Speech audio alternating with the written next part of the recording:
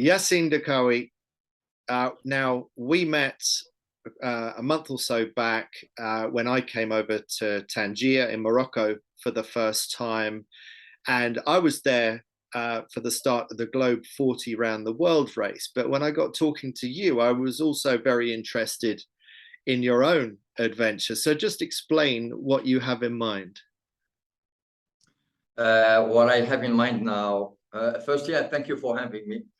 And my next challenge is about sailing 320 nautical miles with the laser without assistance and non-stop sailing, meaning that I don't go back to the land. Right. And I don't get any support. Okay, 320 nautical miles in a laser. Where are you planning on doing this, and when are you planning on doing it? Yeah, so I'm looking to promote sailing here in my hometown in Tangier. So I will start from here, and it will be a series of loops from here to Azila. So one loop is around 100 kilometers, if we're talking kilometers. So it will be around 6 loops. Of course, this is the theory. Depending on the weather, maybe I will just stay in the other side, hiding from the east wind. If it's too strong, if it changes, I will come back here. So the start point is Tangier, Caps Malabata, Cape Spartel, and Azila City. It's a sort of square. So I'm getting ready for.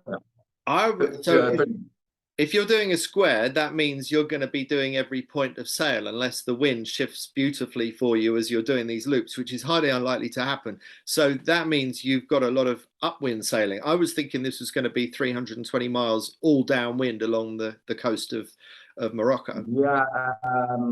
Look, for example, if I... Hang on. Wait. You've muted. That's it. You're back. Was I muted? Yeah, you're back. Yeah, I was getting a call. Oh, it's disturbing. No do worries. I keep explaining? Yeah, so the route is designed based on how the wind can shift. So the point is to go not do too much downwind. And if I get east wind, I will go to the Atlantic side. If I get west wind, maybe I will stay there or just come back. So I will be playing with it, always looking for speed, of course, but also for comfort, because actually it will take me like 3.5 days, 4 days. So it's about feeling comfortable and having a good speed. And reaching is not always the best option, because I will give you an example. If it's dark and I fall asleep and I'm going downwind, I might capsize, like I'm sailing and suddenly, whoop, a change in direction means I can capsize in the dark, which is really not okay for me. Yeah. Okay. So let's. I've sort of not acknowledged just what a big deal this is yet. There are so many aspects to this that we could go into, but the laser was designed as a beach boat. It was designed for going off and sailing off a sandy beach for half an hour and then dragging back up the shore again and then having a rest. It's not designed for sailing 320 nautical miles. But you've got some history in this, right? So you're not going into this blind. You know a little bit about what you're heading into. So just tell us what you've done in the past that's relevant to this. Yeah. So the first challenge happened in 2015. It was a personal challenge. I wanted just to challenge myself and grow through that experience. So I ended sailing around 220 miles in the Andaman Sea. That was really tough. I sailed that in 77 hours. So that was the first one. The second one was about sailing, let's say, more, because someone actually did sail more than what I did. So I wanted to get the record. And so I moved to Hua Hin City, 200 kilometers from Bangkok, and the challenge took place in the Gulf of Thailand, which was a big mistake. So different places, different challenges. The first one in the Andaman Sea, I got a lot of lightning. I almost died the first evening. I got like crazy storms. And 50% of the time, I didn't have wind. So it was a lot of waiting, to the point that I got my finger dislocated from sitting on it. You know, I remember I was exhausted. I didn't feel that the finger was out, popped out. So imagine 10 hours waiting for the wind and looking at the sail. That was the first challenge. And then in the evening, I used to get like a lot of lightning all around me. I used to call them God's fingers. Man, it was so much power. And when it hits the water, like 2 kilometers from you, it's a sort of reset, like turn on off my brain. Andaman Sea. In the Gulf of Thailand, what happened? I got hit by a fish. That was during the journey here on the reefs. I ended on a fish net. I almost crashed with 3 fishing boats because visibility was 1.5 meters, and the guys don't turn on their lights. So it was very challenging. So what I did was, okay, I'm not going for the number I have in mind.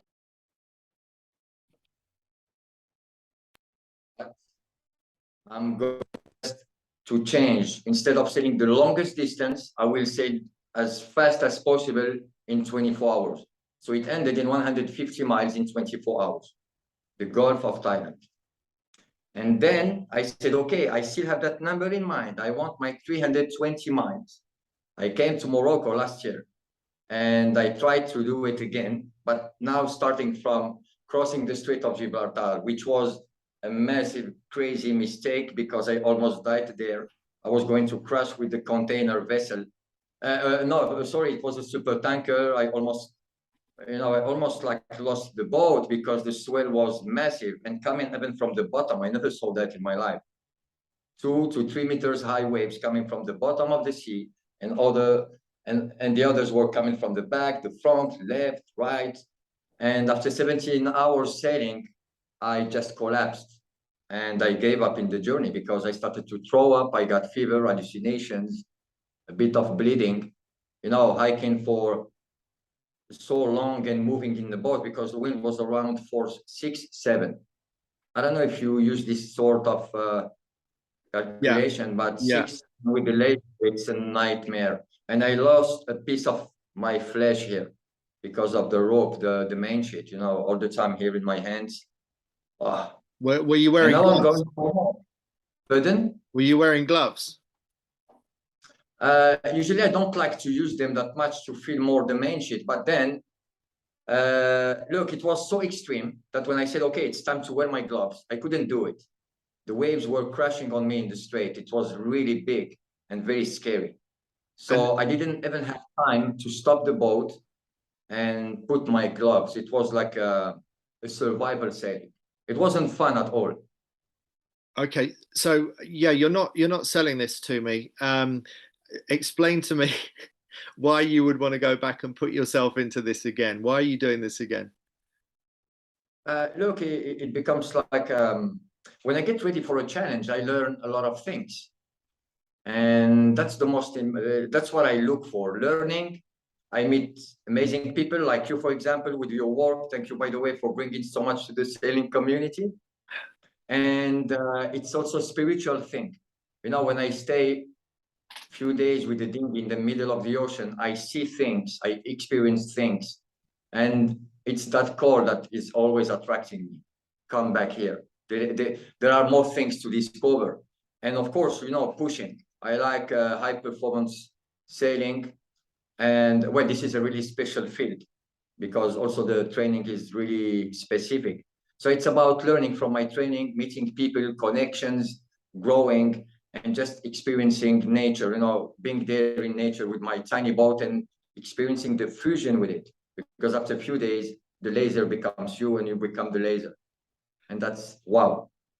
And I'm wondering if you sort of enter some kind of hallucinatory experience. I mean, how much sleep, if any, do you manage to get when you're sailing for days on end? Nothing about sleeping. I do meditate a lot and I use frequencies I design to stimulate my brain. So I have some triggers. For example, this is my trigger. I don't know if you can see it. When I do like this with my fingers, I can put myself in a sleep mode for a few minutes. And then it's boom. At least it keeps me going a bit more. I use this kind of techniques because you cannot sleep on the laser. I have water and some food, so there is no space. You can capsize. So there is no sleep. And for hallucinations, I designed for myself a compensation mechanism. I will give you an example. After 36 hours, I start to hear melodies, even see people on the water walking. I saw a lot of crazy stuff. So I know that it's not real. And I'm lucky that it's not real, because when you see a big monster in front of you, if it was real, I wouldn't do it. So I create a sort of compensation. When I look at the GPS, for example, I want to know my average speed. I know that the number one is going to change maybe into something else. So I will change it back. You understand? It's not perfect. So this is the theory. It works sometimes. But honestly, when after 36 hours hiking and controlling your boat, you get like in a survival mode. You just keep going, keep going. And even checking the GPS becomes a very challenging thing. So I do it maybe every 15 or 20 hours just to change the batteries. And I keep going with my monsters, the voices and all that stuff. It's And a kind of dangerous, like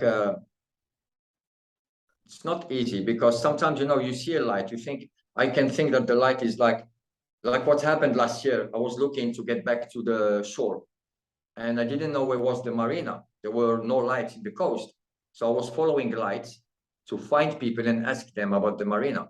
And it happened that one light was maybe like 20 kilometers away, and I thought it was like 200 meters. So I was following that, trying to get there for 3 hours, while throwing up and having fever. And so hallucinations are bad. They can be funny, but when sailing,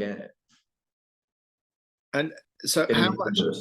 you probably don't know, but how much sleep do you think you've managed to get on your previous trips? I would say in 3 days, 15 minutes. And have you looked into the effects that that has on the mind and the body? What kind of effect does that have? Yeah, something weird happens to the body. You start like getting energy, I don't know from where, so the body is like burning the last things it has stored. And I lose the feeling of space and time. So basically, I don't know where I'm going. So it's always very good to have some visual in front of me. I don't know how many kilometers I crossed. So yeah, it's not okay. But then it's about sleeping 6 or 7 hours and everything goes back to normal. I mean, it's fine. I do meditation, so I remove the need of sleep. Not completely, but with 4 hours, I'm okay. So if I don't sleep for 3 days, it will be fine. I will be exhausted, but What about food and drink? How much of that do you consume, and what do you consume? yeah. So prior to the challenge, like 1 week before I start, I drink an average of 6 liters to 8 per day.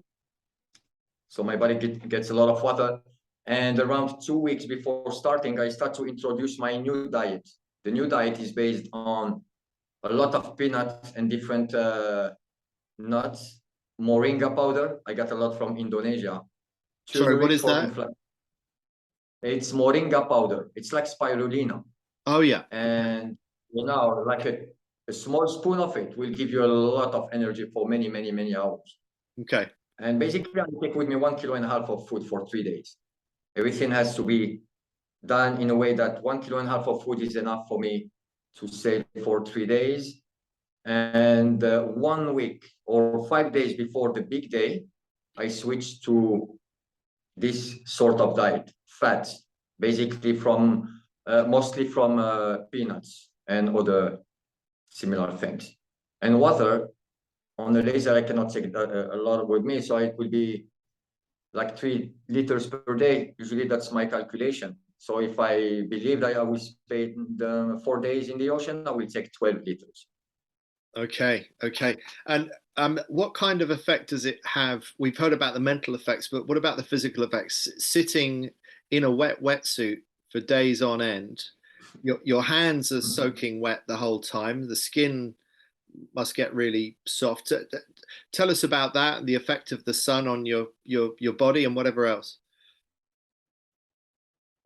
Yeah, I would say that's the most unpleasant experience I have there, because I lose, like the first time I lost my butt skin.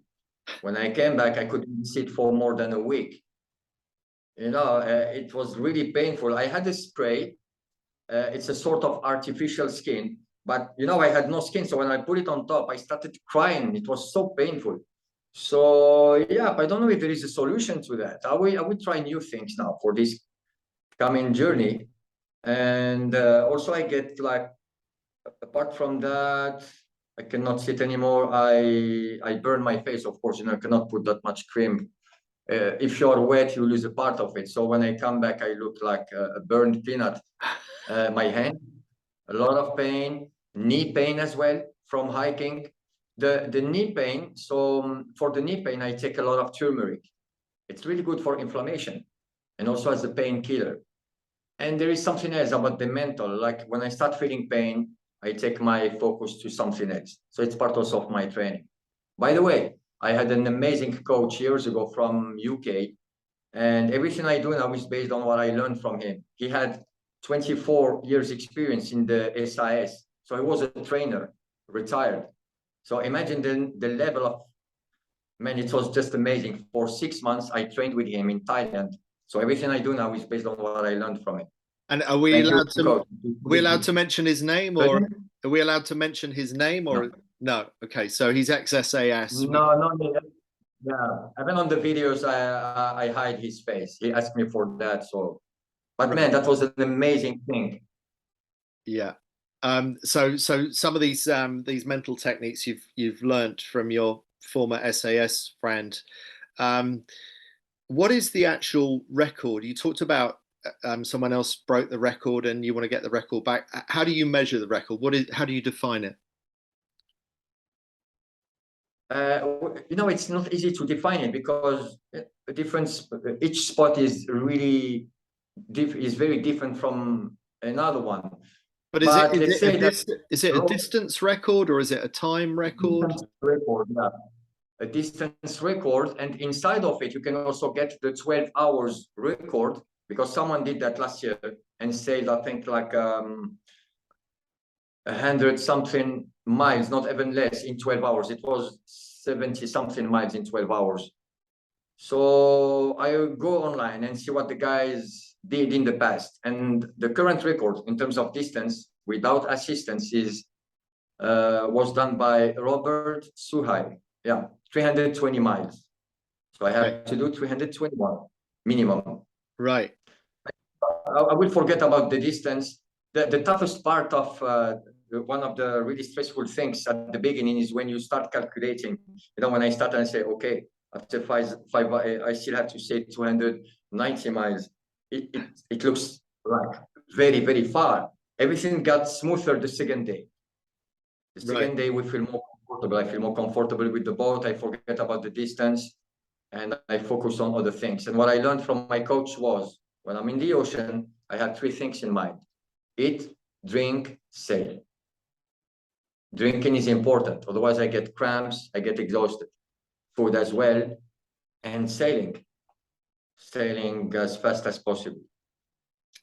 Now, you mentioned the 12-hour record. If you could break that within the record, but obviously you're carrying extra things. You're carrying extra weight with food and drink. What other modifications have you made, if any, to the laser? Is it a standard laser or is anything different? Yeah, it's a standard laser with no modifications. Okay. Yeah. So I don't add anything, maybe just some stickers to reflect the light so they can see me, because vessels cannot see me in the radar. And I don't use in French we say reflecteur. I don't put anything on top of the map because I need to have as much speed as possible. So no one can see me, meaning that, well, I don't take that. You ask me about equipment, extra equipment. So I don't modify the boat. And the only thing I take with me as extra stuff are a GPS, a tracker, and some torches. That's it. What about a mobile phone? I mean, I don't know how far offshore you're going to be anyway, but what if you need rescuing? How do people know if you're in danger or not? Yeah, I'm using the yellow box, the little tracker, the yellow one with the SOS button. So people will be able to follow me online. They will know where I'm sailing in real time. And if something happens, I press the button, hey guys, come here. But there is one more issue here, because I don't use wetsuits for sailing. I use offshore clothes for sailing. So it's a big jacket and a salopette and yeah, shoes, I think boots. Hmm. What will happen if I lose the boat is that, I have to swim back. If I have to swim back, I cannot do it with the clothes I have. It's very heavy and the water is pretty cold. So I can freeze in a matter of like 20 minutes. So I think also to that, what will happen if I lose the boat and how to remove my life jacket, start sinking because of the weight, and remove all my stuff. And actually the calculation is around 5 meters, 2 minutes and a half. In 2 minutes and a half, I have to be able to remove my clothes, even if sinking. So I go back to the surface and start swimming back to the beach. And the distance will be around 1 and 5 kilometers. It's about safety because I will be alone. And as part of my training, I check for exit points. If something bad happens, I need to know how the coast looks like and avoid rip currents. Otherwise, I will be stuck. I cannot go back to the beach. And of course, saving the boat is part of the equation. I don't want to come back with my boat. So exit points are for me, the boat, me and the boat, and only for me. But can you be tethered to the boat so you don't get separated? Can you have, say, like a 2 meter tether or something? Yeah, I was thinking about that. Just let's see how I will manage to do it. It's pretty tough, especially when we start having hallucinations.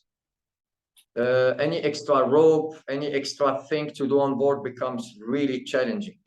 I've been Yeah. looking at my GPS, so I have to find a way to have that rope. But like if I fall, I have to think about not getting hurt. So there Okay. are different things I have to check. I will do that during my training, but yeah, it's a good idea with the strap, having a rope tied to my, maybe like this around the chest, or let's see how it works. So we're in early August 2022 now. When are you planning on doing this? By the end of August, I will start to look for windows, for a weather window. So if everything is fine, well, I will be in standby mode. If everything is fine, let's go for it. But now I also have another challenge. Since I'm in danger, I'm dealing with, like, there are problems in the sailing club, so I cannot get the boat from here, meaning that I'm looking to bring a laser from another city. And I will look also for a team, safety rescue team. The idea is to have them on a standby mode, and if I need their help, boom. But the distance to cover will not be that much. But now it's theory. Let's see how it will happen in real situations. And you said at the start of our conversation that this is about raising awareness for the sport. So tell us about the broader reasons why you're doing this, apart from the personal challenge. Is it? Well, I'm doing this. I can use it in many different ways. Next year we have a world championship here, laser. I think it's called the U21, so just for young sailors. And first they asked me to train the guys who are going to stay there. But I think this opportunity, what I'm doing here, can open many doors in the sailing field. So I'm not just focusing on one thing, but it might happen that I will train the guys. That's one of the targets I have. So by doing this, it also shows, okay, guys, you have someone here who can help locals to do something, to train properly. But I don't have exactly one plan. The problem in Morocco, we don't have high performance. So I feel like a kind of very limited in what I can share with others here. So let's see after the challenge what will happen. And what do friends and family think about you doing this? Well, they say it's risky, but for this next journey, I stopped talking about it because every time I talk about it, they start, getting scared. Be careful, be this and that, and that's not good for me. And I learned this from a friend who surfs big waves. If you talk with people who are not into sailing, they can give you some weird advice. And if you imagine if I get like, in a month, I get like 60 point of views from people who are not sailors or are not into extreme things. It's not going to be okay for me. So For the next few weeks, I avoid as much as possible to talk with people or interact. I want to stay just in the zone, you know, talking to someone maybe in the field or someone's going to support. But I don't need like now, especially now, I'm really careful with the don't Okay, don't do well, it. It's crazy. Why are you doing it? Do you make money out of this? Hey, sorry, Andy, that's a question I always get. How much money do you make from this? My answer so is Yassine, I how make much no money? money. Pardon? How much money do you make out of this? Zero. The top, look, in all these challenges, the maximum I got, like when I ended, it was like 120 euro left. But I don't make any money out of this. Really, I do it because of the love of sailing. And I'm now building certain things in order to share this experience online. One of them is writing a book. Another one is with local authorities to start something here where we can teach people about life using sailing. So actually, that's one of the things I'm doing. I think now I'm answering your question. My idea is to open a structure here and teach sailing and kind of life stuff because it's related. So if I do it like this, it will be also easy. If I sail this distance, it will be easier for me to open this door, to start my own structure and do things properly, you know. And Yassine, Keep this. we talked about hallucination earlier. I'm just wondering, some people are going to be wondering watching this online, why next to your name you've got Lisa Space Fox. Is that your hallucinatory name, or why Lisa Space Fox? Yeah, by the way, that's my lady's account. Okay, so that's not me. I'm not the Lisa Space Fox. But no, she's real, by the way. Lisa is real. It's not an hallucination. I ask myself multiple times, you know, you wake up in the morning, there is no Lisa. No, actually, she's real. And I'm using her Zoom account. Okay. Oh, Yeah. that explains that. Well, Yassine, I'm not going to try and talk you out of doing this. I think it's massively brave and inspirational what you're doing. It was an absolute pleasure to meet you in Tangier. You're a total force of nature, and I wish you all the best on this adventure. And we will catch up when it's done, and we're gonna find out what you did to fix your butt skin and any other problems that you encountered on this journey to Yeah. break the 320-mile record. It's amazing. Thank you very much, Andy. It was a pleasure to be here and to see you again. All the Merci. best, Yassine. We'll catch up with you in a few weeks. See you. Au revoir.